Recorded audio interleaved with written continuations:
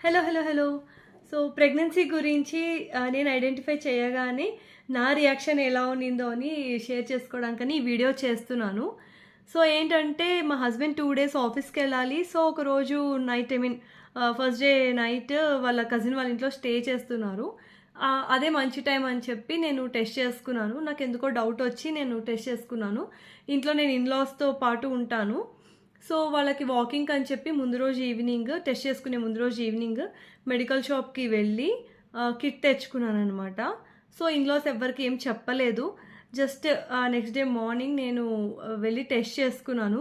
నాకు పాజిటివ్ అని కనబడగానే కాసేపు ఇలా మొత్తం బాడీ అంతా షేక్ అయిపోయింది. ఆహ్, ఏం అంటే ఎలా రియాక్ట్ అయ్యానో నాకు కూడా అంత గుర్తులేదు గానీ, బట్ హార్ట్ బీట్ అయితే ఇంక్రీజ్ అయిపోయింది. అండ్ చాలా సేపు నాకది కొంచెం అంత ప్రాసెస్ చేసుకోవడానికి కొంచెం టైం తీసుకున్నాను.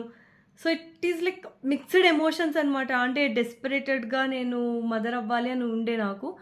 సో, అది జరిగింది. And so much of happiness and చాలా ఎమోషనల్ అయిపోయాను.